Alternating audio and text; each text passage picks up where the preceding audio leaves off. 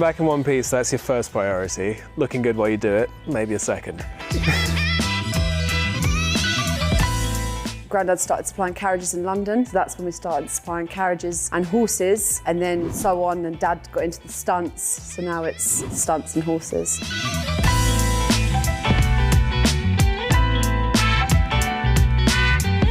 This is Phoebe's third lesson now. She started on a different horse to what you saw on today. She's very basics riding at the minute, but her confidence is great, so it's easy for us because she's so confident.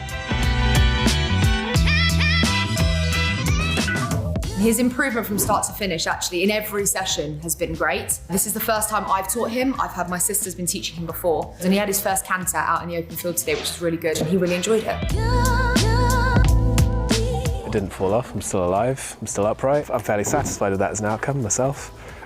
Not naturally a horse boy, I'm a city boy. I've driven horses before on previous jobs, and I rode a horse once in Texas, but Texan horses are very different. Couldn't tell you why, maybe it's an accent thing, but very different temperament, very different riding. Also got taught very differently. Like Texas was just like, get on a horse and go. It was like, aye. It kind of does its thing. These guys are a little snootier. They know I'm not a rider and they start taking the pee a little bit. And then when you're ready, in your own time, I want you to canter, and we're just going to do a slow canter for now, no fast one. Sure. Make him settle. If you're not asking him to do that, make sure you're in control of him. Walk, let him settle, relax your hands and walk. Give him a little pat, reassure him. Other than that, once you get to know each other, have a little conversation, you do all right. So he rode a horse called Milo today. We did a lot of working on his control, on his balance, on his turning and emergency stopping.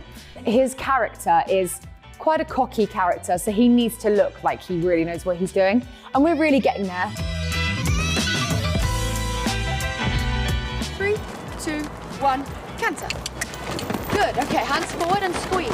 Yeah, so 80% of our horses are Spanish, because they make all the stunt horses and the actors' horses. 20% are Hungarian, because they're the big ones for pulling all the carts and carriages. We do all of our lessons with, for example, Phoebe and everyone on the Spanish logs. They're just so quiet. They're such a good breed to do them on.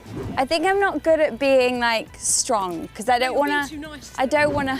no, you're being too nice. You need to be a So little I'm bit more like- bossy. She started off a little bit nervous in her first session, which is understandable. She hasn't got to know the horses yet. Now lean back, pull back and say back.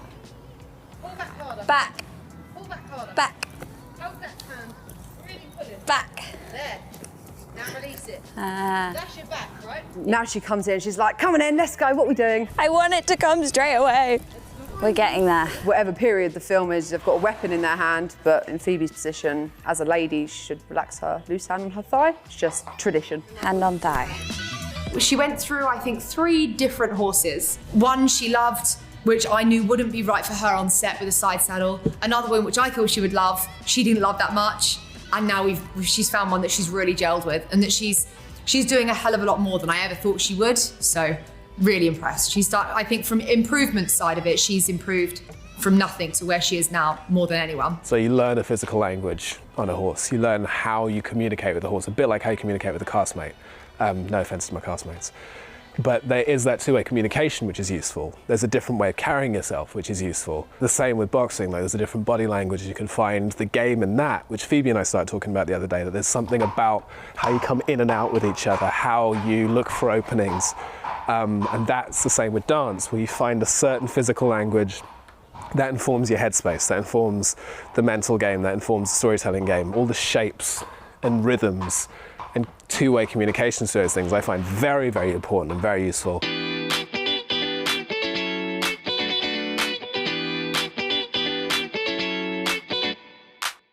The relationship between the actor on their horse is massive. If they don't feel comfortable, we won't put them on that horse.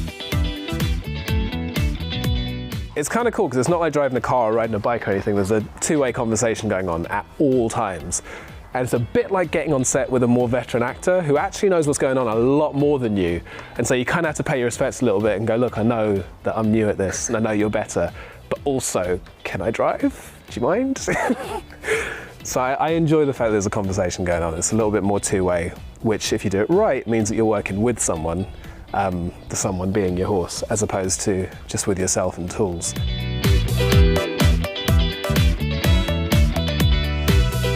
Each horse is different, and once we established quite quickly who he was going to be riding. So for him to establish a relationship with that horse in particular has been quite important. I've been on, I think, 4 different horses here now, and you kind of learn, like, certain horses, you could set a bomb off next to them and they'd barely even sniff at it.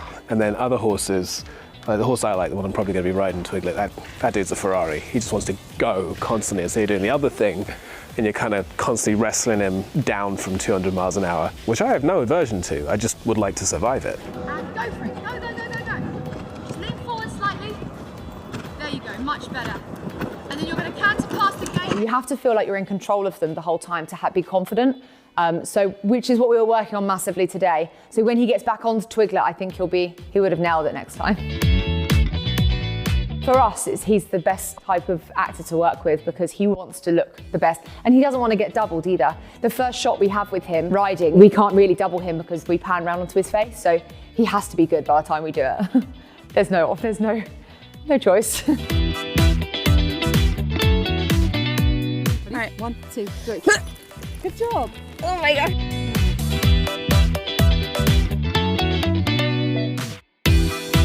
Good effort. The most important thing we will try and teach you first is your control and your confidence. Because once you have confidence on a horse and you feel like you're in control, everything else comes easy.